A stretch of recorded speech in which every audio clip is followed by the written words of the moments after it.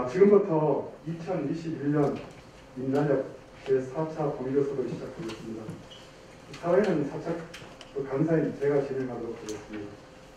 금일 4차 본교섭은 참석위원 소개와 오사 대표위원 인사 말씀이 있으신 후에 제가 민단협 경과사항을 보고 드리고 공사의 21년 하반기 경영 전망 등 공사 상황, 경영 상황을 저희 사측에서 다시 한 번 더 설명을 드리고 이후에 조합의 핵심 안건을 저희가 또 듣고 마지막으로 노사 합의를 위한 공사 제시안을 설명드리도록 하겠습니다.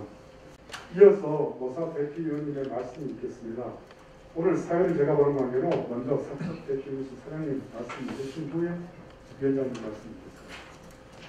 네, 우리 김철관 통합노위원장 그리고 대표 위원님들하고 반갑습니다. 지난 아마 7월 16일자 교섭이 결렬된 이후에 한 달 반 정도 대표인 것 같습니다. 이렇게 어려운 여건도 이런 무거운 상황을 앞에 두고 흔쾌히 다시 이렇게 교섭에 임해 주신 것에 대해서 저는 진심으로 감사하다는 말씀을 드리겠습니다. 늘 이 인간의 문제가 사실은 쉬울 때가 없었지만 아마 올해의 인간력은 서울 지하철이 만들어진 50년 역사 중에서 아마 제일 우리가 어려운 때를 맞고 또 어려운 과제를 해결하는 그런 처지에 있지 않나 생각이 듭니다. 우리 대표님들 다 아시겠지만은 지금 인간력에 대한 문제는 뭘 좀 더 주느냐, 뭘 어떻게 좀 더 하느냐의 그 문제가 아니라 서울교통공사가 정말 연말에 가서 이게 살아남느냐 하는 그런 어려운 상황이 있습니다. 어떻게 보면 참 왜 우리가 세계 최고라는 그런 영상을 주는 지하철이 어쩌다 이렇게 됐는지는 때로는 좀 이런 상냥에 적기도 하지만 또 반대로 보면 어떻게든지 이번 계기가 넘어가야 또 서울 지하철이 좀 더 대학할 수 있는 그런 계기가 되는 것 같아요. 중시하는 대한 어떤 교차로에 와 있는 느낌이 듭니다. 어쨌든 저희들은 연말까지 저희가 과거에 누적되어 그 적자를 공채를 과정에서 해소해야 되는 그런 시점에 가 있습니다. 지금 와서 그것을 할 수도 없는 겁니다. 물론 지금까지 이렇게 문제가 악화된 것은 사실은 근본적으로는 제도의 문제가 있습니다. 이것은 노사를 떠나서 거기에 대해서는 이견이 있을 수가 없습니다. 날로 커져가는 무임승차의 문제, 계속 지연된 요금문항의 문제, 그런 것들이 가장 중요한 원인이긴 하지만 그래도 어쨌거나 지금 당면한 문제, 그리고 지금 우리가 처한 환경, 코로나19가 거의 2년째 기승을 부리면서 서민 경제가 다 죽어가 있는 상황에서 어떤 요금 인상이라는 것들이 시민에게 어떻게 비치겠다, 그러한 어떤 생각 때문에 이 문제에 대해서 어느 정치권이나 정부에서는 선뜻 결정을 못하고 있는 것 같습니다. 그래서 그것을 하기 위해서 적어도 시민들한테 저 사람들도 정말 뼈를 깎아내는 스스로의 노력을 하고 있구나 하는 그러한 어떤 인식이 들도록 하는 일정 수준의 인내를 요구하고 있는 것입니다. 그렇기 때문에 이번 인단협은 정말 노사의 어떤 입장을 떠나서 대승적 차원에서 이 문제를 해결하고 또 어떻게 더 바람직한 상처가 안 나는 문제가 해결할 것인가에 대해서 지혜를 모아야 된다.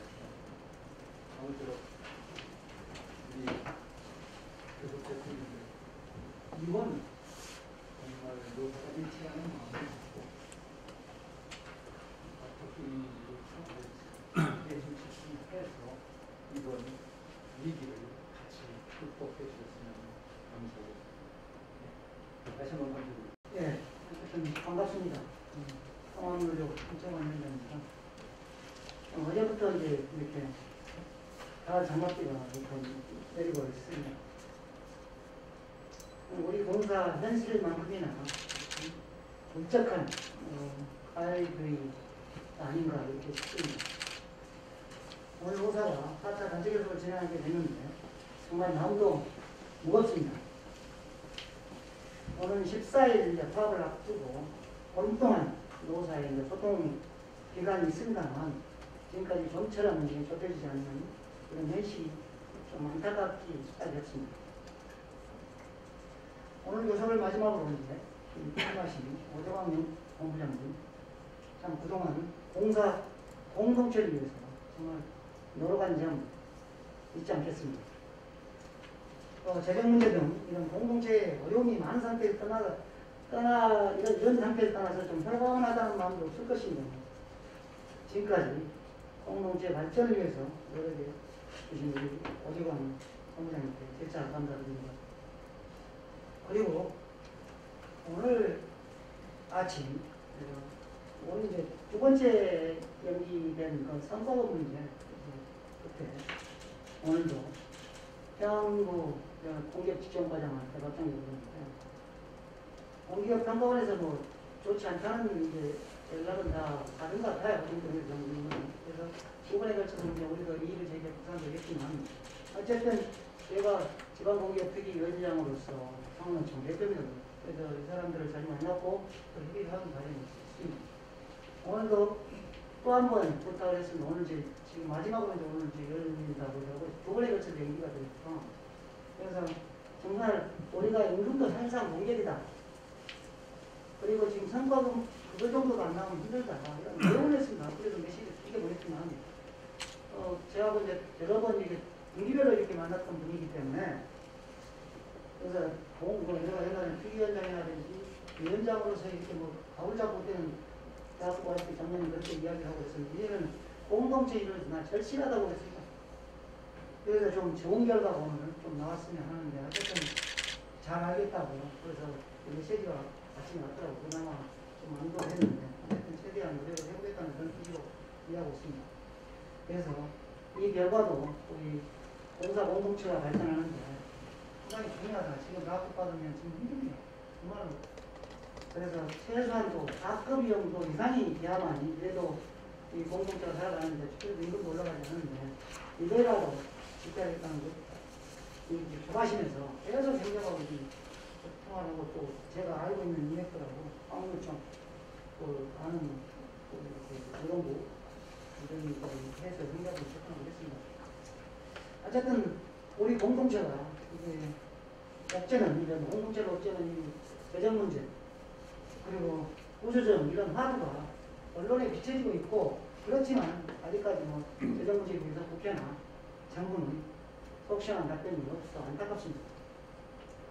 서울시는 어쨌든 서울시내 눈높이에 맞춰서 자구책은 사실상 이제 이건 요구가 끌어들이라고 생각할 수 있는데 어쨌든 이런 것들 우리 노동자들이 무슨 죄라고 이 감축을 얘기를 하고 있으니 아주 답답합니다. 요금 문제라든지 또 우리 무임수송, 코로나, 버스 환승 문제 등 뭐 정부 정책이라든지 전환에 가까운 정부 전환이죠. 정부의 전환에 가까운 이런 국가 위기 상태에서 전염병이라는 것들이 또 인해서 그렇겠고 또 정책에 의해서 그렇다는 건데 이런 것이 이제 부채의 근본 이유인데 결국은 이 문제에 대해서 어쨌든 감축이라는 이런 것들로 이렇게 포장하고 이런 것들이 아마 현장 조합원들이나 직원들에게 상당히 좀 힘들게 하는 것 같습니다. 과거부터 우리가 공사 경영진들이 공무지대의 이제 잘못이라면 요금 인상이라든지 무임손실 등을 치밀하고 계획적이고 미래를 내다보는 정책으로 일관했어야 되는데 그때 넘어가는 겁니다. 앞으로의 과거에 이런 일이 다가올 것이다. 이렇게 해서 안일하게 생각했던 것이 또 경영진들이 책임이 큽니다. 또 노동자 또한 책임이 없다고 말할 수 없을 것입니다. 저는 제가 지금 솔직히 하나 공개를 하는데 노동자들이 과거에 요금 인상만 나오면 이런 거 공익이다 서민 부담이다 해갖고 반대를 했습니다. 그때 노사가 힘을 합쳐서 요금 인상이라고 이렇게 강조했더라면 이런 일이 그래도 이런 일이 없었을 텐데 그 점에 대해서 어느 노조가 그랬든 그때 당시에 노동조합 간부를 했던 사람으로서 반성하고 있습니다. 먼 미래를 보지 못하고 노동자들이 그 일순간에 생각을 가지고 노조 책임을 노조도 그런 거에 대한 일만한 책임이 있는데 외면했던 것입니다. 그런데 지금은 이제 그런 이야기보다도 무엇보다도 이제 이게 아까 사장님 얘기했지만 이제 현재가 중요한 거예요. 현재. 공사 입사에 젊은 부사라고 젊은 춤추는 34년을 넘게 근무했습니다. 48년 입사해서 제가 지금까지 노동자도 오래 했고 있지만 최대의 위기라고 생각합니다. 외부에서 느끼는 것이나 우리 내부에서는 이런 위기라고 생각하는데 어쨌든 조합원들한테는 그렇게 크게 다가가지 않는 것 같은 느낌도 들고 그렇지만 정말 제가 간부로서 솔직한 입장인데 이런 것들 재정 문제의 파탄과 또 인력 감축이라는 이런 것들 이게 두 가지가 정말로 역대 쇼로서 이제 동사에서 이렇게 서울시 아차갖고 이렇게 뭐 이렇게 구전하겠다 어쨌다 이렇게 하고 이런 것은 있었지만 이런 재정 문제도 이제 뭐 이렇게 좀 갚아주고 했죠. 이것도 좀 안일하게 이렇게 했는데 정말 지금은 진짜 두 가지가 너무 힘들게 이렇게 다가온 것 같습니다. 이것이 누구 사측템이다, 노측 책임이다 이럴 필요 이제는 공동체가 죽고 사냐 이런 문제라고 생각합니다. 그래서 이건 정신을 바짝 차려야 될 거라고 생각합니다. 이런 과거 옛날 말하던 평상시가 교섭이 위기 속에 어떤 기회가 있다고 생각합니다. 뭐 천당도 천국도 말체 속에 온다고 그러잖아요. 이거 기회라고 생각합니다. 이제 누구 탓을 묻기 전에 공동체의 문제를 인식하고 우리 스스로 해결할 수 있는 방법을 노사가 머리를 맞대고 찾아야 된다고 생각합니다. 사측도 노측도 하중한 부담 없는 범위에서 공통의 거짓말을 찾아서 이번 위기를 슬기롭게 넘겨야 한다고 생각합니다. 사측을 우리가 윽박지르고 소측을 윽박지른다고 나올 것이라면 언제든지 투자를 윽박하겠습니다. 그렇지만 윽박지르면 나올 것이 하나도 없습니다. 하지만 공사 병행 중에 최고도 막강한 만큼 이번 재정 문제와 보조적 문제 등을 슬기롭게 해결하는 방법을 다음도록 다른 약속에서 모시겠으면 좋겠습니다. 저도 우리 공동체의 현안 해결을 위해서 항노총이 아니고 국회라든지 서울시, 시의회, 노노간, 노사간, 노조간, 노정간 소통을 강화해 정말 우리 어려운 공동체 문제 해결을 위해서 최선을 다하겠습니다. 앞으로 정말로 우리가 앞으로의 우리의 미래, 우리의 미래가 아니라 우리의 후배들의 미래를 위해서라도 우리는 나가고 없더라도 결국은 누군가가 이게 책임져야 되는데 이번 기회에 이렇게 이 문제 해결을 해서 어쨌든 그래도 우리 공동체는 진짜 살아있구나, 정말 저력이 있구나 이런 것. 오늘 김상범 사장님이 진짜 정말 힘들 겁니다. 정말. 여기도 노정도는 말 안 듣기 소치나 정부는 그렇게 정말 힘들 거라고 생각해요. 공사기니까 다 마찬가지 있거든요. 이럴 때 우리가 정말 누구 탓을 하기 전에 우리 스스로의 공동체를 살펴는 방안을 제시하면 좋은 결과가 있지 않을까 이렇게 싶기도 하고 그러기 위해서는 허심탄회한 노사 대화 또 노정 대화 이런 것들이 필요할 것 같습니다. 하여튼 이렇게 인사말 들어줘서 고맙고요. 앞으로 정말 마지막으로 노사가 진짜 정말 좋은 결실을 맺고 한번 정체도 마련되고 행자고요. 또 이런 것도 할 수 있는 이런 체제를 만들어 보기 위해서 제 또한 열심히 노력하겠습니다. 감사합니다. 이어서 제가 인단협 조사 결과를 간략하게 보고드리겠습니다. 공사는 금년도 인단협에서 총 17건의 안건을 제시하였으며 노동조합은 총 51건을 제시하였습니다. 이와 관련하여 지난 5월 14일 2차 본교섭을 시작으로 지금까지 본교섭 3차례, 신을교섭 6차례, 간협 3차례 등 총 12차례의 노사간 교섭을 진행하여 왔습니다. 지난 3차 본교섭에서 노동조합의 교섭 결렬 이후 서울지방노동위원회 조정을 받았으나 노사간 획격한 입장 차이로 8월 17일 조정 중지 결정을 받았으며 공사는 인단협의 원만한 타결과 공사체 발행을 추진하기 위해서 8월 27일 노동조합의 교섭 재개를 요청했고 조합에서 이에 응하여 급히 제4차 본교섭을 개최하게 되었습니다. 간략히 보고를 마치겠습니다. 이어서 저희가 지금 조합위원님들께 자료를 드렸는데요. 공사가 처한 변경 사항에 대해서 기획실장과 제가 간략하게 설명을 드리겠습니다.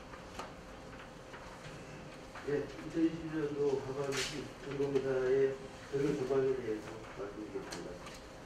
우선 2021년 부족자금 총액은 1조 6,780억 원입니다. 총 수입이 2조에 불과한 데 비해서 총 지출이 3조 7,960억 원에 달합니다. 공사는 상반기에 부족자금 마련을 위해서 장기적인 지역 어음 7,200억 원을 발행했습니다. 이거 12월까지 상환을 해야 되는 부분입니다. 또 장기 상환 방식의 공사채도 5,014억 원 마련해서 부족자금에 충당을 했습니다. 하반기에도 공사채 7,134억 원을 발행해서 상반기에 발행한 기여금을 상환하고자 하며 자구 노력을 통해서 3,032억 원을 마련하고 그래도 부족한 1,600억 원은 서울시에 재정 추가 지원을 요청해야 하는 형태입니다. 하반기 수익 전망입니다. 잘 아시는 바와 같이 코로나 상황이 호전되지 못하고 있어서 오수 수익은 하락이 지속해서 7월 30일 기준으로 해서 전년도 2019년 정상 상황이어서 2019년 동기 대비해서 30.9%가 감소한 상황입니다. 상가 등 부대 수입도 2019년도 대비해서 23.1%가 감소한 상황입니다. 올해 말 전망을 한번 해보겠습니다. 하반기에 공사채를 발행해야 하는데 적기 발행에 실질적으로 부도가 불가피한 처지입니다. 기여금 상환을 위해서 올해 11월 말까지는 공사채 7,134억 원 발행이 꼭 필요한데 서울시와 행안부에서는 공사채 추가 발행 승인 조건으로 공사의 선제적 자구 노력을 요구하고 있는 상황입니다. 이 자구 노력을 통해서 공사 스스로 충당해야 하는 부족자금 규모는 4,632억 원으로 이 역시 확보가 녹록치 않은 상황입니다. 각종 비용의 절감, 자금 집행 시기 차기월 등을 통해서 3천억 원의 자구 노력 최우선 이행이 필수적이나 문제는 공사의 자구 노력이 이행되더라도 추가 부족자금 1,600억 원에 대한 확보 방안이 현재로서는 없어서 시에 추가 재정 지원을 요청하고 있습니다만 시에서는 공사 자체 해결을 반복적으로 요구하고 있습니다. 다음은 자금위기 대응 방안 부분입니다. 부도 회피를 위해서 노력을 최우선으로 해야겠습니다. 공사채 추가 발행과 시의 추가 지원 확보가 꼭 필요합니다. 이 자금이 확보되어야 12월 도래하는 기여금 7,200억 원을 상환한 후에 자녀 자금을 활용해서 직원들 급여 등을 지급할 수 있는 시점입니다. 자칫 기여금을 상환치 못해서 부도라도 발생하는 아니면 당장 내년 초부터 직원 급여 등 지급을 위한 기여금 및 공사채 발행조차 불가능한 상황이 될 겁니다. 이 현재 위기 상황을 넘기기 위해서는 행안부 시가 요구하는 자구 노력에 대한 노사의 의지를 보여줘야만 합니다. 행안부와 시로부터 운영비 등을 추가 확보하기 위해서는 공사의 선제적 자구 계획에 대한 노사 간의 합의가 꼭 필요합니다. 임금 동결이나 인력 효율화 로드맵 등 대외적 설득력을 가지는 사안에 대한 노사 간의 합의가 절실합니다. 이를 통해서 시와 행안부 등이 가지고 있는 공사의 자구 노력에 대한 의구심을 해소해줄 필요가 있다는 점을 먼저 말씀드리면서 보고 마치겠습니다. 그 다음 제가 21년 하반기 공사채 발행 일정에 대해서 보고 드리겠습니다. 장초에 경영지원실장이 설명을 드리기로 했었는데 공사채 발행 일정과 관련해서 지금 서울시에 들어가는 방법을 제가 보고 드리겠습니다. 공사일부 채무 현황입니다. 우선 공사가 지금 8월 31일 기준 현재 3조 7,705억의 채무가 있습니다. 상반기에 아까 보고드린 대로 공사채를 6,904억, 코로나 관련해서 5,014억을 저희들이 발행 승인을 받았고 그중에 집착을 제외한 5,000억을 발행을 했습니다. 그럼에도 불구하고 하반기에 저희가 7,134억을 추가로 발행을 해야 됩니다. 그 발행 일정에 대해서는 표와 같습니다. 맨 뒤에 표에 보시면 저희들이 행정 처리를 위해서 공사채 발행 기준 변경 요청을 시에서 행안부로 최소한 9월 10일까지는 해야 됩니다. 그 이후로 이게 정상적으로 이루어졌을 때 맨 밑에 보시면 공사채 발행이 저희가 11월 15일부터 30일까지 가능합니다. 만약에 이게 차질을 빚게 되면 저희들 11월 급여가 지금 사대보험 포함해서 약 840억이 지출이 돼야 되는데 이것조차도 저희들이 장담을 못하고 있고요. 또 무엇보다도 지금 상환이 도래되는 단기 차입금 7,200억 원이 12월 15일인데요. 이게 상환이 불능해서 부도 처리가 불가피합니다. 올해 임금 부족분에 대해서 저희가 질문을 드리겠습니다. 전년도 2000년도에 저희들 총 인건비가 9,900억 집행이 되었고요. 올해 행정부 0.9%, 행안부 0.9% 인상을 했을 때도 재원은 89억입니다.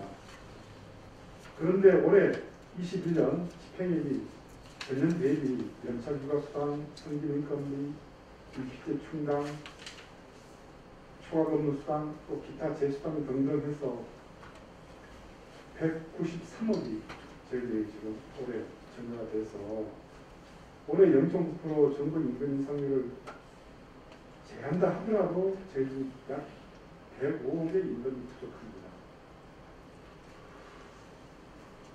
그래서 저희 공사에서는 그 임금 부족분 확보 방안으로 임금 피크제 별도 정원 저희들이 482명인데 예년과 같이 30%에서 36% 저희들이 감조정 받아서 57억 원을 확보하고요. 연차휴가 보상 일수를 4급 이하 직원에 대해서는 7일 이내로 제한하고 3급 이상은 4일 이내로 제한해서 48억 원을 확보해서 105억을 마련하면 그나마 전년도 수준을 유지할 수 있을 것 같습니다. 그 다음 페이지입니다. 이에 따른 임금 특별제 운영 개선을 저희들이 모색을 하고 있습니다. 그래서 지금까지 2016년 임금 특별제가 도입된 이래 작년까지 저희들이 91억 3,900만 원의 임금 잠시 있었고요. 이대로 간다 그러면 향후 5년도 21년부터 25년까지도 저희가 잠식되는 인원 금액이 478억 7,400만 원 정도 됩니다. 이 부분에 대해서 저희가 근본적인 해결책을 찾아봐야 됩니다. 그래서 이번에 조합이 동의해 주신다면 별도 정원 규모 조정을 저희들이 지금까지 59세 인원을 증가분을 부족을 했는데 당해년도 59세 인원으로 저희들이 하고요. 이 건에 대해서는 저희가 어느 정도 시나 행안부와 협의가 좀 된 바 있습니다. 그 다음에 가명률을 상향 조정을 좀 했으면 합니다. 현재 30%에서 50%로 하고 다만 이제 50%를 했을 때 이 대상자들이 손실금에 대해서는 대상자들의 손실금에 대해서는 저희가 회사가 머리를 맞대서 보상할 수 있는 방안을 찾으면 또 방법을 찾을 수 있을 것 같습니다. 다음입니다. 마지막인데요. 저희가 이제 일단 민노조의 공로제에서도 지금 연대 파업 선언을 한 상태입니다. 그래서 조합이 예정대로 9월 14일 날 만약에 정기분이 돌입하신다 그러면 저희들이 지금 외부 경영 평가 영향을 간략하게 저희들이 지금 검토를 좀 해봤습니다. 그래서 행안부 평가 점수가 최대 30명에서 5.0을 저희들이 감점 받을 수밖에 없고 서울시 평가에서도 비계량 지표가 전반적으로 감점 여유를 작용할 겁니다.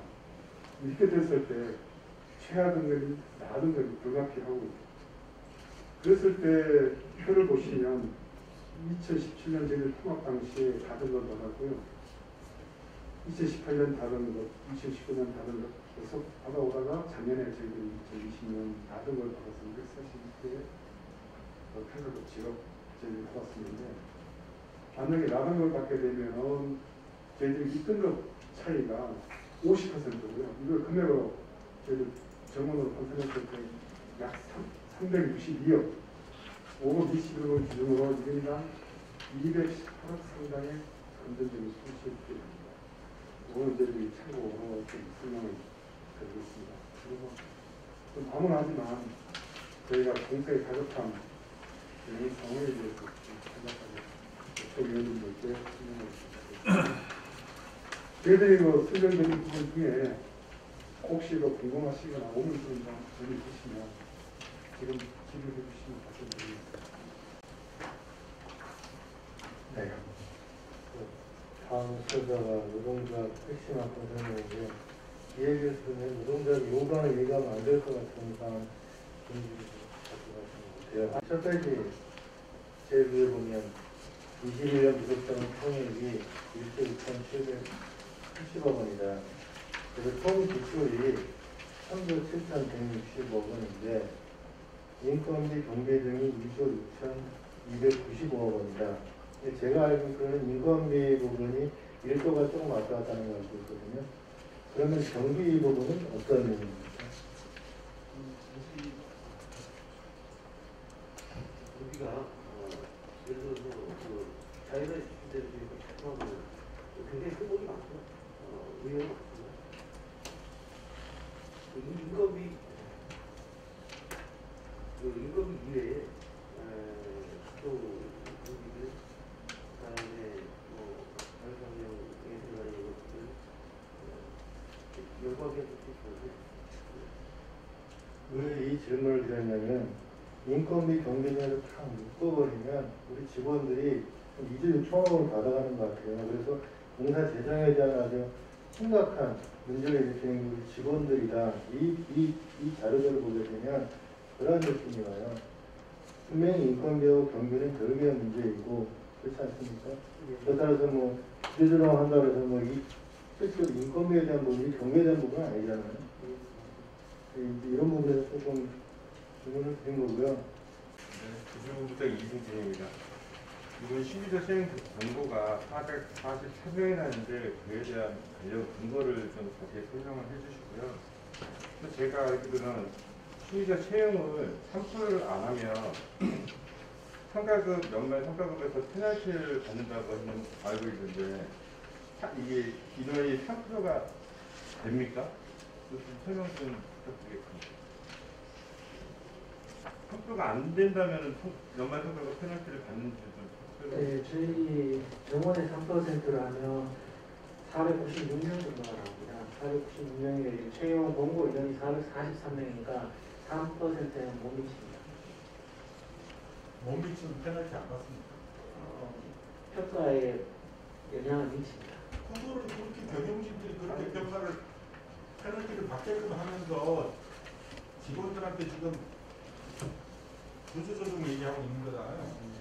근데 이게 채용 인원이 저희 공사에서 뭐 독단적으로 할 수 있는 게 아니라 지방자치단체장이 저희 지방공기업 사장에게 의견을 제시하면 원칙적으로 그걸 받아들여야 한다고 되어 있습니다. 그래서 서울시에서 채용위원회에 대해서 거의 뭐 핸들링을 하고 있기 때문에 공사에서는 이번 채용위원회가 협력을 할 수 있는 그런 조정입니다. 그럼 아까 설명하셨듯이 쟁의 행위 시 성과급 페널티를 받는다고 하셨잖아요. 쟁의 행위를 해도 페널티를 받고 그리고 심의자 이번에 사측이 심의자 시행 공고를 3% 미만에서 페널티를 받고 또 지금 사측에서 뭐 애로사항이 있겠지만 우리들한테 전 직원들한테 페널티를 준 거 아닙니까 미리? 페널티를 받게끔 채용을 하셨잖아요. 채용 인원을 이렇게 유지를 하지 않으면 다른 뭐 페널티들이 너무 많기 때문에 이 의견을 저희들이 받아들일 수밖에 없습니다. 연말에 페널티는 확실히 받는다 그 말씀이시죠? 네, 일단 그 말씀하시는 뭐 페널티 이게 지표가 정년 의무 고용 비율인데요. 해양부 평가에서는 아마 2점이 기준 지표일 겁니다. 근데 거기에 뭐 3%를 못 미치면 0점으로 할지 아니면 인원에 따라서 추가로 그건 아마 연말에 가서 제가 그렇게 생각하고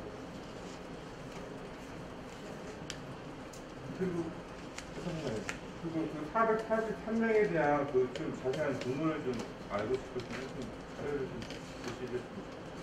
지금 말씀드릴까 일단 별도 자료 주세요. 별도 자료. 예, 알겠습니다.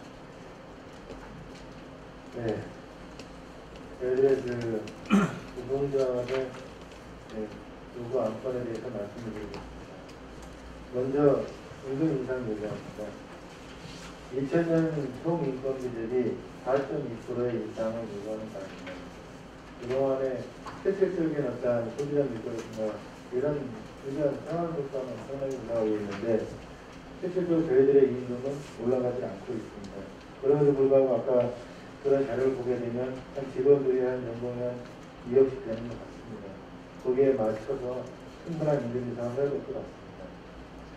그리고 두 번째로는 자체 평가급에 대한 우선 지급을 요구하는 바입니다. 행안부 인센티브 평가급 중 자체 평가급 100%는 지방공기업 예산 편성 기준에 따라 평가 결과 통보에 대한 지급이 가능한 걸로 알고 있습니다. 상해수당이 없는 11월에 우선 지급을 해서 일단 직원들의 어떤 생활에 도움이 될 수 있으면 좋겠습니다. 다음은 업무 보전 수당이 일어납니다. 뭐든지 이것이 뭐냐면 직종간 또는 뭐 근무지간 여러 부분에 대해서 차이가 있고 다름이 있다 보니까 갈등이라는 게 생긴다라고 알고 있습니다. 물론 각각에 따라서 합리적인 차이는 있을 수 있겠지만 그렇지 않은 부분에 있을 때는 어떤 이런 부분들이 좀 일어나되는 것이 서로 간의 직원 간의 노노 간의 갈등을 좀 없애는 그런 부분으로 있다라고 보고 있습니다. 21년 1월부터 업무보전수당을 22%로 일어날 것으로 예정합니다. 다음은 퇴직자 성과평가급 제도 개선입니다. 현행 퇴직자들을 보면 전년도 성과평가급 플러스 퇴직 당해내는 성과평가급에서 40.34%만 지급을 하고 있습니다. 이에 대한 개선적으로서 당해년도 성과평가급 100% 지급을 요구하는 바입니다. 그리고 장기 결혼 인건비 활용입니다.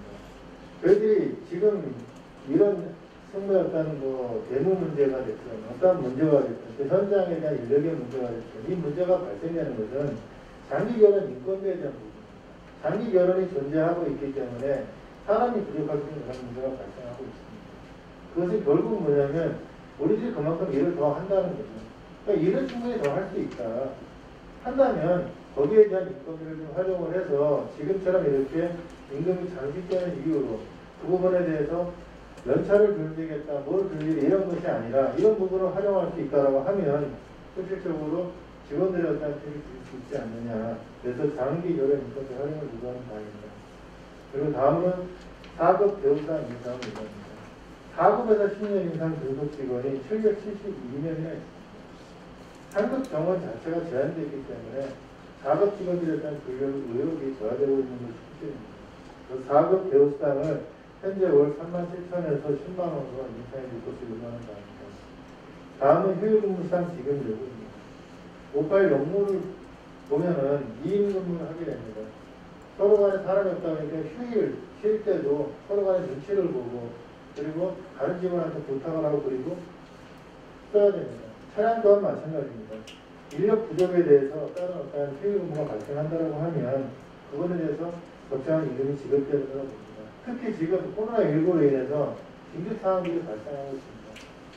임금역에서 지원을 가고 임금역에서 근무를 하고 이것은 뭐 어느 직능을 빼놓지 않고 다 그런 부분입니다. 그런데 그런 부분에 대해서 실질적으로 근무를 하면서 어떤 그 자체의 인건비에 대한 어떤 장치나 이러한 내용들이 아닌 적정한 어떤 휴일근무상이 좀 지급되어야 될 겁니다. 다음은 임금 피크제 폐지입니다. 노동조합은 지금까지 계속해서 임금 피크제가 임금을 잠식을 하고 있고 그리고 지금 공공연맹에서도 그렇습니다. 그렇게 좋은 제도면 공무원부터 해야지. 공무원은 하지도 않으면서 저희들 보고 임금 피크제 하라고 해놓고 나서 거기에 대해서 임금 잠식이 일어나고 있고 그리고 어떤 제도가 일어나고 노노 간의 갈등이 일어나고 있고 되게 좀 심각한 문제가 있습니다. 그런 부분에서 임금 피크제 부분에 대해서 폐지를 요구하는 바입니다. 다음으로는 정년 연장에 대한 요구안입니다. 직원의 정년을 향후 5년간 단계적으로 만 65세까지 연장할 것을 요구하는 바입니다. 지원근무 폐지 또한 요구하고 있습니다. 교대근무자의 지원근무를 폐지하고 통상근무자의 한정인 보상 강화를 제공할 것을 요구하는 바입니다. 지원근무자들은 그러니까 교대근무자들은 특히 일반 어떤 통상근무자에 비해서 평균 수명이 20년이 낮다라는 그런 연구 결과들도 있습니다. 그렇기 때문에 이 교대근무자들의 어떤 충분한 시간이 좀 보장이 되어줘야 됩니다. 그럼에도 불구하고 지원근무라는 것이 있다고 하면 쉬어야 되는 시간에 근무를 나와야 되는 이런 문제가 있고 그것은 교대 근무자들의 건강권과 생명권을 위협하는 그런 굉장히 위험한 행위라고 봅니다. 그렇기 때문에 지원근무 폐지에 대한 요구를 합니다. 다음으로는 복지제도 일어나야 대해서 말씀드리겠습니다. 아까 말씀드렸다시피 각각의 내용이 다르기 때문에 서로 간에 비교가 되고 그러다 보니까 차이에 의해서 불만이 발생되는 것이고 그래서 서로 간에 갈등이 발생하는 내용들입니다. 그렇기 때문에 이런 부분에 대해서 14호선과 58호선에 상이한 복지제도를 일어나는 것을 요구하는 바입니다. 이상입니다.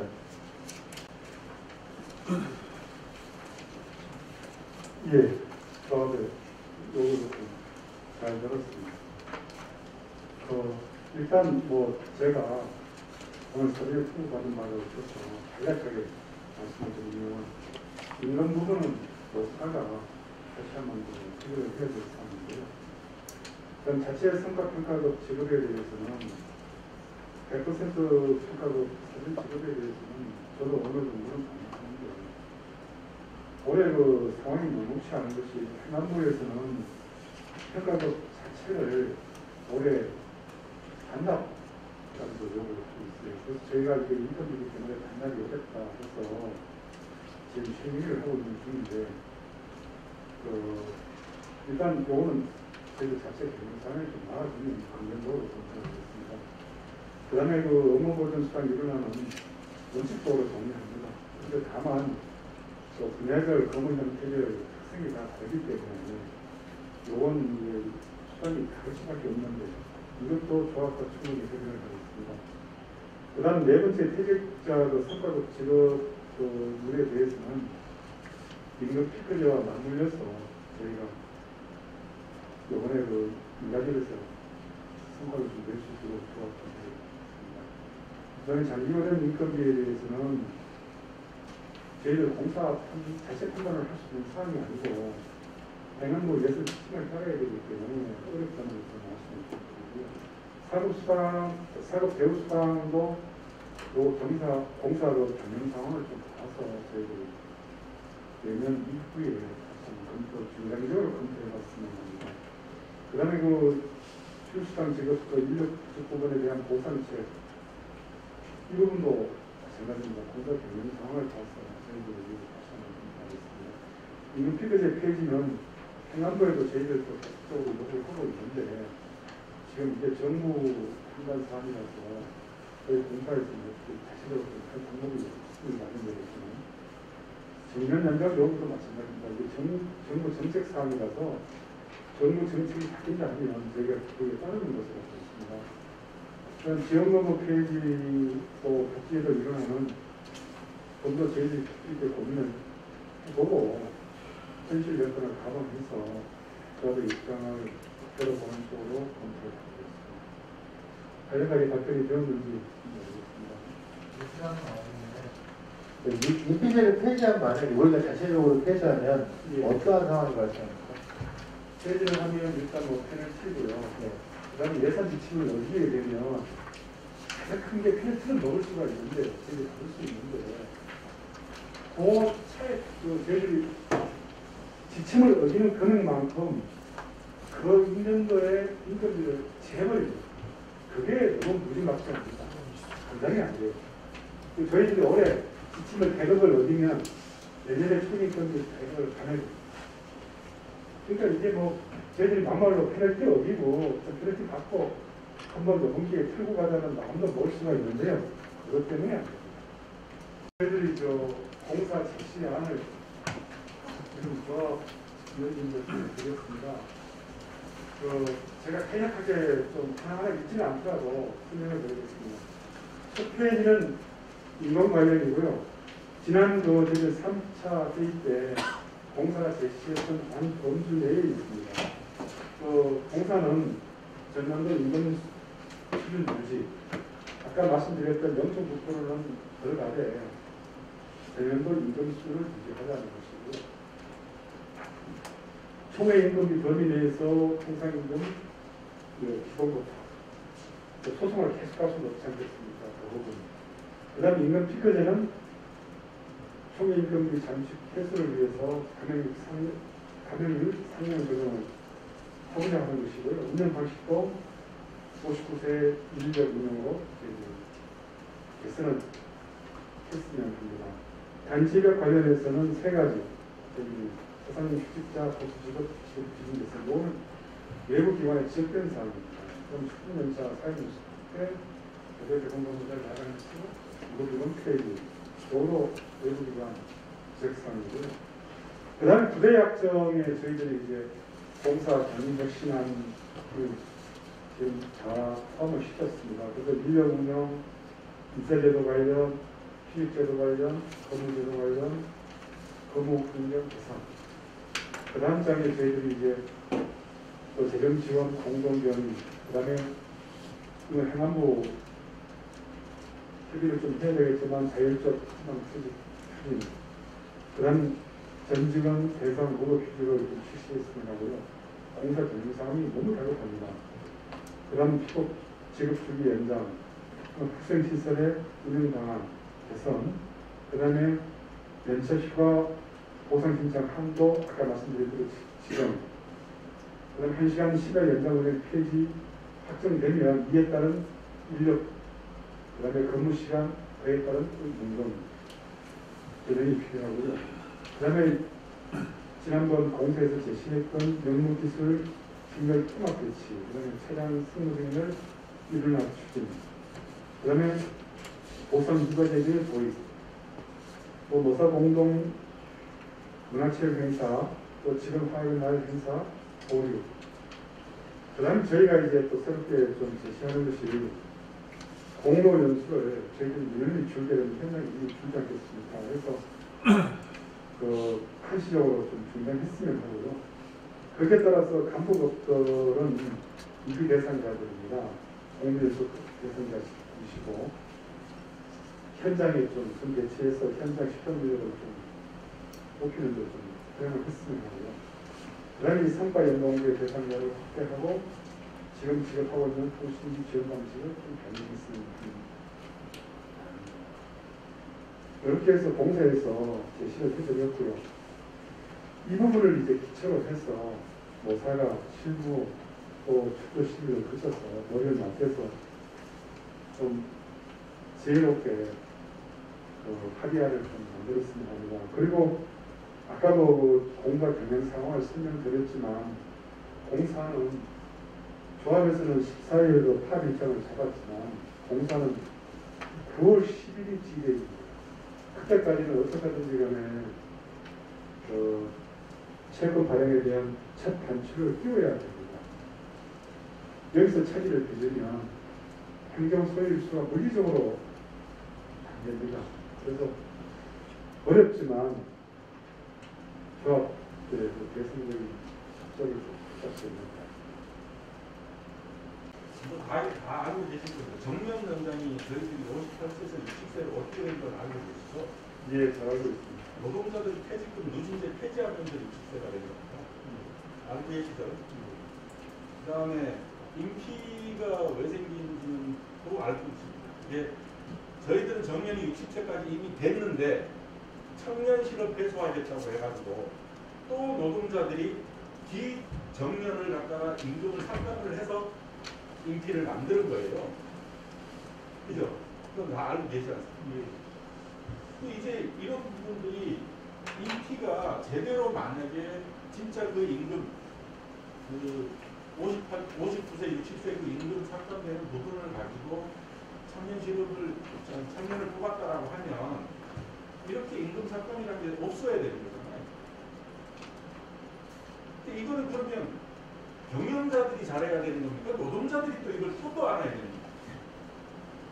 저는 지금 공사 제시안을 보면서 그 다음에 여기 이 공사 설명 자료를 보면서 아니 우리가 국가나 사회나 가정이나 각자의 역할이 다 있는데 뭔 일만 생기면 전부 노동자가 잘못한 것처럼 이거를 이렇게 하시면 도대체 경영은 누가 하는 거고 노동은 누가 하는 겁니까? 직급별 차이가 있고 직위에 따른 책임이 다 따로 있는 거잖아요. 이거는 공사 경영 부분에서 해야 할 역할을 지금 노동자들한테 전가하고 있는 거 아닙니까? 하나 더 물을게요. 이거 이미 예견됐다라고 말씀을 저번에 하셨어요. 그동안 경영진들은 뭐 하셨어요? 그냥 노동자들이 정원만 줄이면 다 되는 겁니까 이거? 그게 제일 궁금해요. 근데 정원 줄이는 게 쉬운 게 아니잖아요. 정원 옛날 세월호 때문에 정권이 바뀌었어요. 정원이 줄어서 안전에 문제가 생기면 1000만 시민의 목숨을 담보로 하는 거예요. 어떻게 그냥 이렇게 쉽게 얘기를 하십니까? 아니 인원이 없어서 여기에 휴무도 못 쓰고 심지어는 여직원을 침실도 없는 데다 배치를 해가지고 막 차를 타고 이불 보따리 들고 잠자러 가고 현재 그래요. 그거 아세요? 그리고 그 역에 정작 그 역 직원은 없어요. 다른 역 직원이 그 역을 커버하고 있어요. 아니 언제까지 뭔 일만 터지는 노동자들한테 전갈 거예요? 적어도 이런 거 할 때는요. 공사 경영진들부터 어떻게 하니까는 안 좀 먼저 만들어서 좀 하자고요. 아니 지금까지 오면서 3급, 2급, 1급 승승장구하시고 네? 특권들 누리셨잖아요. 부하직원들 다루면서 맨 현장에서 바닥이나 기고 있는 그 직원들이 뭐가 그렇게 대단하다고. 아니 요즘 보면은 문서 하나 내고 땡이에요. 책임은 니들이죠. 문서 하나 내고 서명하래. 아니 지금 때가 어느 때인데 아직도 이 문서 뽑아가지고 사인하고 앉아있어요. 현장 내려가면. 그거 왜 하는지 뻔하잖아요. 사인했으니까 너 일 터지면 네가 책임자 아니에요. 이게 공사 경영 방식이에요. 이래놓고 적자 날 수밖에 없는 거 저희들도 알아요. 그래서 바뀌어서 쓰고 뭐 에너지 전략한다고 불도 다 안 켜요. 그렇게 해오는데 매번 일만 터지면 예, 그거는 말씀이 맞습니다. 근데 저기서 저희가 좀 답변을 드리면 이렇습니다. 특권 하시지만은 여기 앉아 계신 우리 사측 위원들 특권 있는 사람이 없습니다. 특권이 없으니까 이 자리에 앉아가지고 조합을 비판을 하고 있다. 자, 말씀을 드릴게요. 저희가 예년보다 여러분 인간력이 어렵다는 것도 압니다. 예전에 정년을 누진제, 퇴직금 누진제를 없애고 또 정년을 늘리고 또 임피제를 하고 또 그에 대한 반대급부를 저희들이 입증금을 드렸고 하지만 올 그 임단협은 공사 재역이 워낙 급해서 지금 저희들이 승진을 또 수당을 인건비를 저희들이 좀 더 드릴게 이거 합시다 할 수 있는 처지가 아닙니다. 임피제 잘하고 있습니다. 이거 임금 삭감이에요. 저도 다 하고 있습니다. 그렇지만 정부 정책이고 저희들이 안타를 주지 않습니다. 지방공기업이. 그리고 또 말씀하셨지만 경영자는 경영자의 책임이 있습니다. 맞습니다. 노동자는 노동자의 책임이 있고. 그런데 사회 일각에서는 노동자가 노동을 안 한다는 거예요.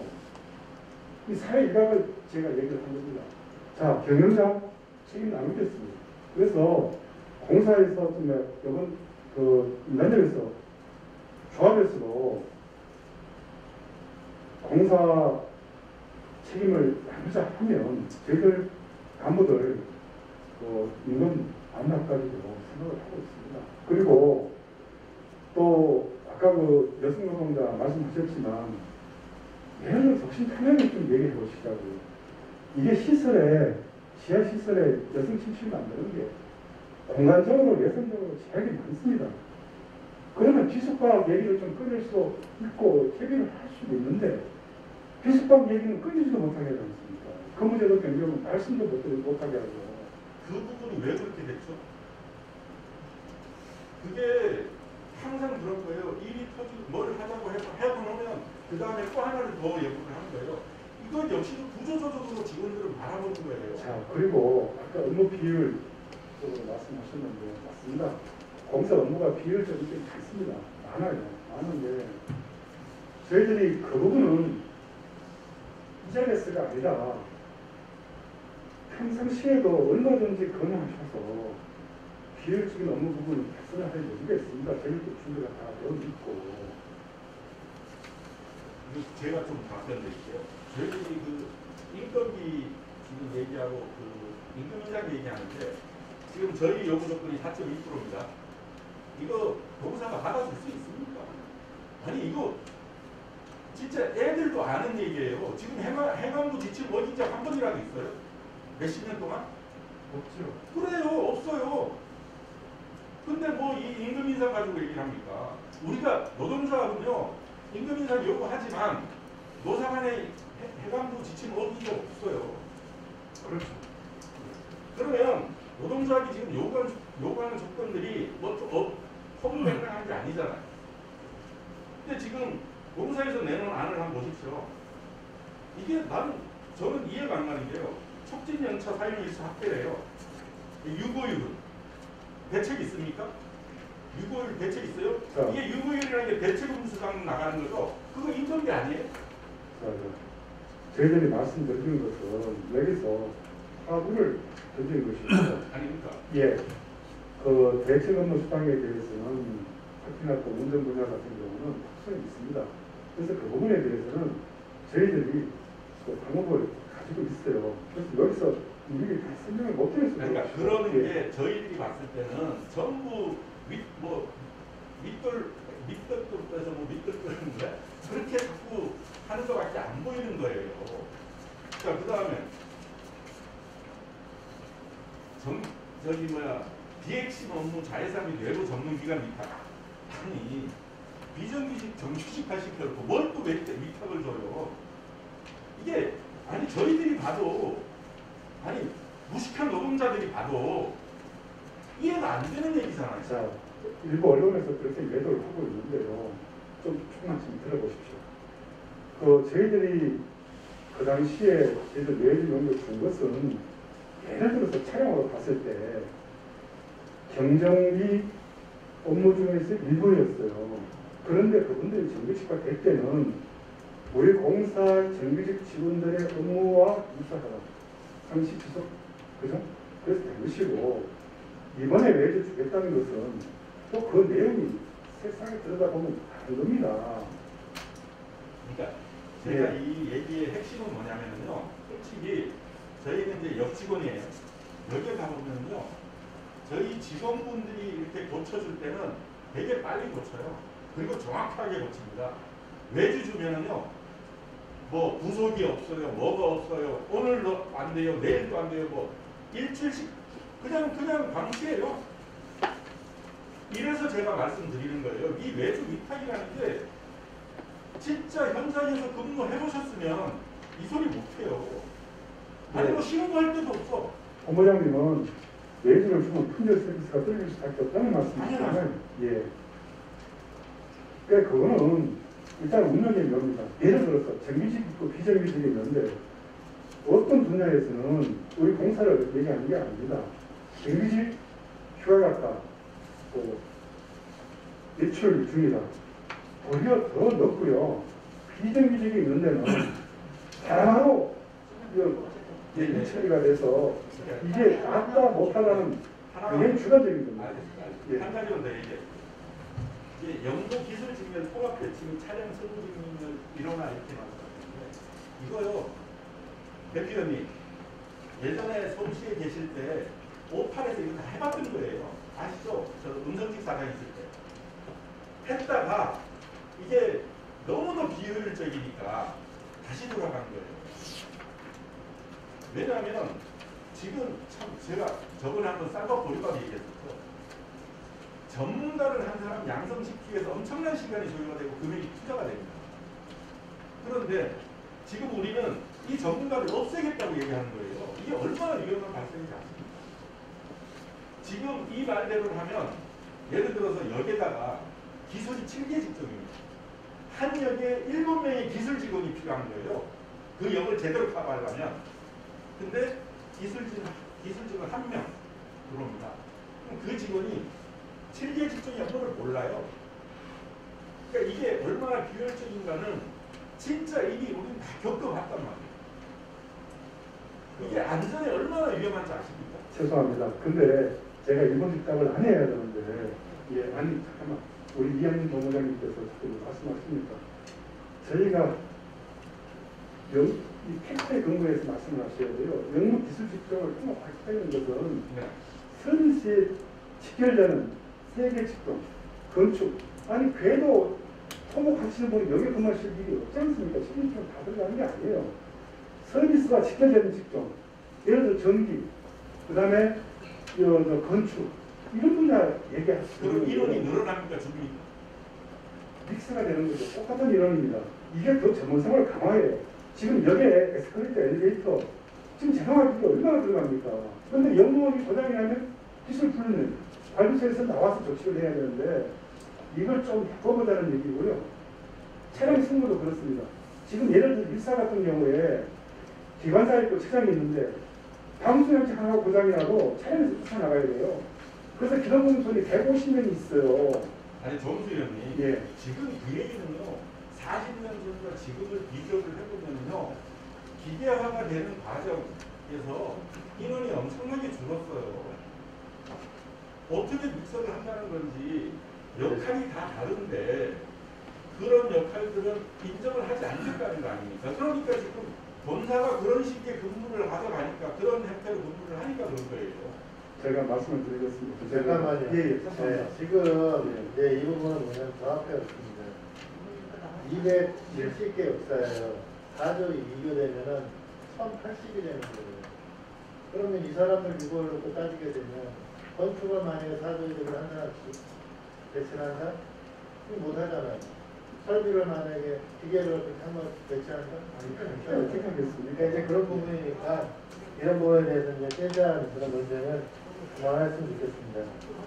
예, 하여튼 제가 이한진 본사님, 제가 이걸 보면 예. 아니 아니, 이미 겪었는데 예. 요거는 저희가 아까 말씀드린 대로 공사 지시 안에 8%만 들었는데 상세한 사항은 언제든지 해주시고 좀 와주시고요. 그 다음에 저희가 구체적으로 말씀을 드리면 아까 공사 경영님들 뼈아프게 비판하셨지만 공사 아까 인건비 경비 말씀하셨잖아요. 이런 김익성 경비가 저희들 인건비가 50%가 넘어요. 저희들 차지하는 비중이. 그러다 보니까 이 경영진들도 뭐 운적 달성할 여지가 솔직히 없어요. 인건비 빼고 김익성 경비 빼고 뭐 이것저것 빼고 나면은 실제로 공사 경영을 뭐 투입할 수 있는 사장님께서 재량권을 가지고 예산을 운영할 수 있는 여지가 없어요. 그러다 보니 경영 혁신이다 또 경영 개선이다 하면 저희가 뭐 조합에 진짜 드린 말씀은 아니지만 매번 저희들이 그냥 인력 조정 이걸 단골 상품으로 말씀드릴 수밖에 없는 입장입니다. 이건 좀 이해해 주십시오. 알겠습니다. 다른 대표위원님 하실 얘기. 예. 네, 승무원 부장입니다.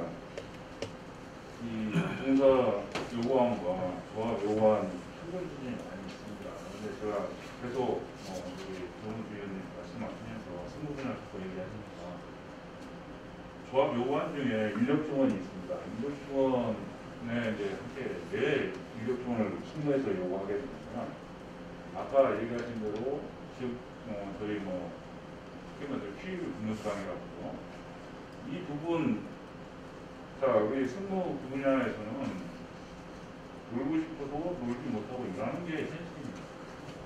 그래서 최소한의 시작은 부족한 인원을 먼저 충원을 하고, 그 다음에 여러 가지 재료가 개선되면서 개선된 만큼의 인원이 투입이 돼야 되는데, 투입되지 못한 게 현실이었어요. 근데 이번에도 지금 공사에서 나온 건 감축. 줄이자.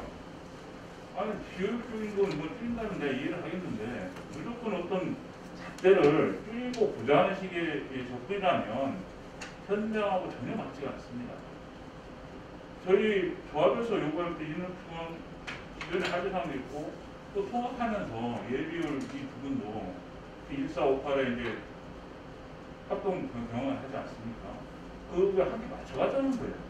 최소한의 요구를 가지고 하는데 인원증원은 아예 지금 얘기로 묶어내는 이런 분위기라면 조사의 협상이 아니죠. 거기에 또 하나 하자면 직렬 통합을 얘기하시는데, 자, 차량, 승무, 직렬 통합, 업무 뭐 비슷하고 대상이 없습니다. 대상이. 승무는 대상이 차가 아니에요. 승객입니다.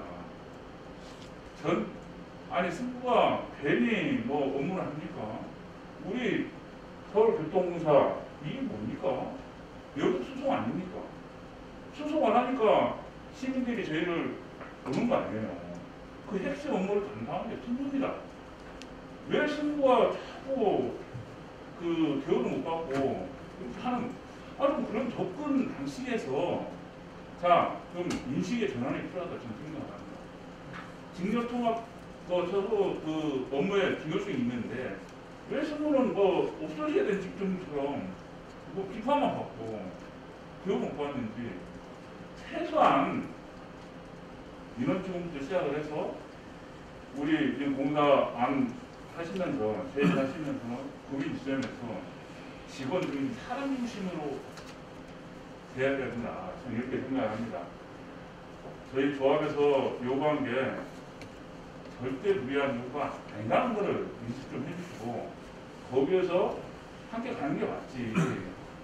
아니 저희 뭐 이 하면서 서울시, 정부 요구 알고 있습니다. 공사의 어려움 알고 있습니다. 그래서 저희도 투쟁하면서 제일 먼저 서울시 달려가고요. 국회 달려가고 해운도 달려가는 겁니다. 조합에서 쭉 있고 머리 쭈르고 가는 이거 뭐 공사 여기 계신 위원님들 비판하러 가는 게 아니지 않습니까? 사람 중심이기 때문에 함께 저희 서울교통공사 좋게 만들자고. 우리가 하는 업무가 진짜 중요하기 때문에 시민들에게 알리고 이런 면에서 저희 조합이 틀림하고 있는 거 아니겠습니까? 요구하시고 좋은데 제발 사람 중심으로 좀 접근했으면 하는 의견을 말씀드리겠습니다. 서양 본부장님도 한마디 하고 서양 본부장 한마디 해주시죠. 예, 차량본부장입니다. 저는 후생시설 관련해서요. 어찌됐건 제가 95년도에 처음 입사해서 지금까지 노동자 활동하면서 주가 이 비정규직에 좀 중점을 많이 뒀습니다. 그만큼 후생관에서 같이 근무하면서 지금까지 제가 분자에서만 27년을 봤기 때문에 이분들이 처음에 계약직으로 1년마다 계약을 했을 겁니다. 아실 겁니다. 그런 다음에 그게 무기계약직으로 변했고 기간에 정함이 없는 계약을 했고 이제 얼마 전에 최근에 이제 정규직화가 됐습니다. 근데 정규직화 된 지도 얼마 안 됐는데 합리적 운영 방안이라고 해서 외주화 하겠다는 겁니다. 이분들 언제까지 정규직이 돼도 이 고용 불안에 시달리면서 근무를 해야 됩니까? 제가 저 나름대로 노동조합 하면서 개똥철학이지만 기본적으로 먹고 입고 씻는 거 의식주는 지켜줘야 돼요. 작년에 이제 그 신규 채용 공채들이 들어와서 이제 4년제 대학 졸업하고 우리 분자에도 3명의 이제 대졸 친구들이 들어왔습니다. 분위기가 엄청 바뀌었어요. 너무나 좋건데 오히려 근무를 입사를 하고 나서 이분들이 바보가 돼요. 자괴감이 들 정도야. 자존심이 생겨야 되는데 내가 후생직으로 들어온 거를 쪽팔리게 생각합니다. 그걸 왜 공사에서 채용을 해놓고서 그렇게 만드냐는 거예요. 정규직을 시켜놓고서도. 이건 말이 안 됩니다. 뭐 툭하면은 이제 비업무, 핵심 업무라 그래가지고서 항상 이제 여기가 제일 먼저 하드에 떠오르고 있어요. 이건 아니라는 거예요. 이분들한테도 자존심을 시켜주고 회사에 대한 자긍심이 생겨야 되는데 입사만 시켜놓으면 이놈 회사는 전부 다 바보가 돼요. 동기부여가 떨어지고. 이거 좀 개선이 돼야 됩니다. 이상입니다. 네, 어쨌든 오늘 마지막으로 좀 드리겠습니다. 어쨌든 공사도 정말 어려운 말을 내게끔 내고 싶어서 내지도 않았을 거예요. 정말 다고하고 그러니까 이렇게 우리 노동본부장님 이런 사람들 있고 대답으로 다 똑같은 거죠. 그래서 충분히 이해합니다. 하지만 공사가 땜빵만 붙인다고 되는 건 아니기 때문에 이렇게 우리 또 학문적인 정책적인 이런 부분들이 많고 또 설득하고 이런 노동자이잖아요. 우리가 어거지 쓰고 이런 것은 아니기 때문에 이런 현장의 의견들을 이제 본부장님이 전달했다고 했고요. 그리고 지금 이게 안 되는 어쨌든 우리가 오늘 공사하는 이제 우리가 사장에서는 이렇게 하겠다 알았지만 앞으로 이제 또 축조시기 과정에서 저도 적극적으로 대비해서 나름대로 좀 아까 그 인사말했지만 공동 분모를 만들어가는 과정 이건 좀 힘들지만 상고의 고통이 같더라도 우리도 생활 인사가 있죠 우리는. 그런데 일반적으로 미루가는 것은 부가함이 들겠습니다. 그래서 우리가 좀 더 고민하고 저도 이제 이 안을 갖고 오늘 가서 고민할 것이고 또 이걸 또 이거 보고 공사에 지금 현안 설명들도 한번 다시 한번 되짚어 보고 이러면서 우리도 한번 또 축조심이 할때 이런 건 이렇게 좀 포기하고 그것은 이렇게 해봐라 그렇게 하겠습니다. 오늘 정말 우리 또 공사 또 간부님들이 좀 우리가 완전히 어떻더라도 어제보다는 낫겠죠. 그런데 중요한 것은 우리가 서로가 이런 의견은 있다.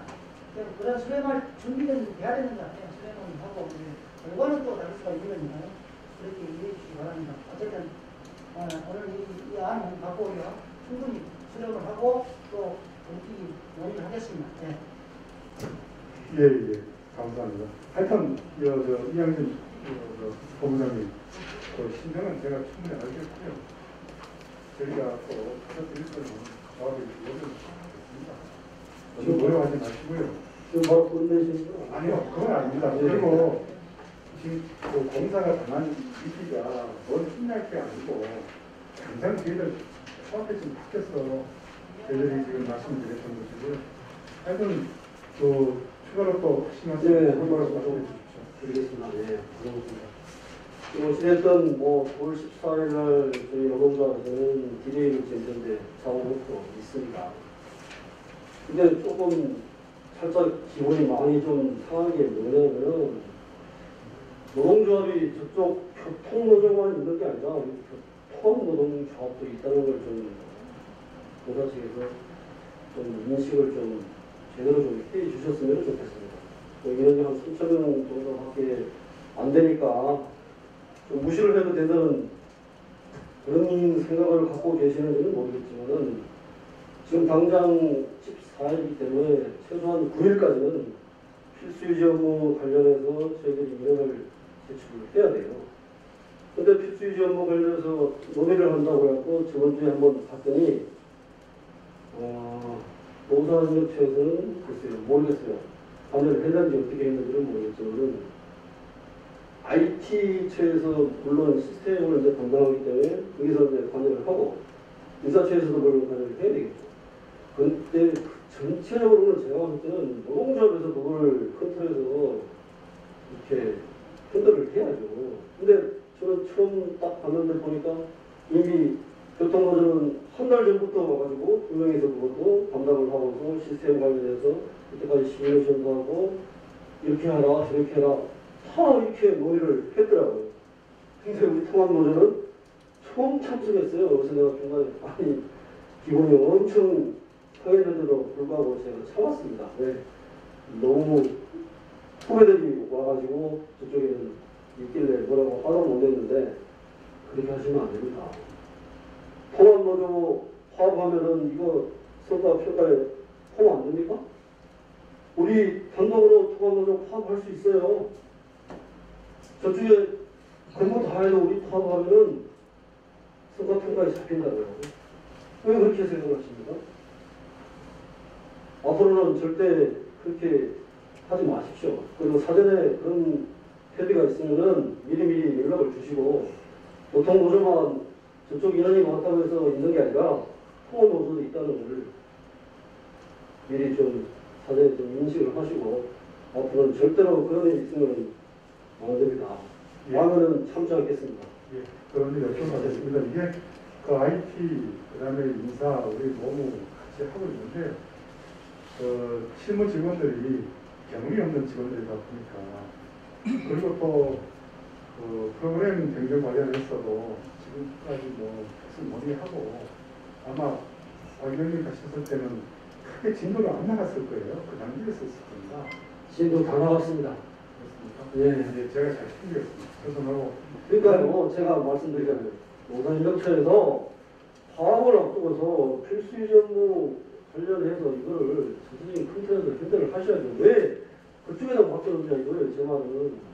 노사 현무점 아니라서 하여튼 이게 제가 잘 챙겼습니다. 그리고 또 말씀하셨지만 여름 무더위에 그 시청이다 국회다 해서 정말 고생 많이 하신 거 저희들이 감사하게 생각하고 있습니다. 이승진입니다.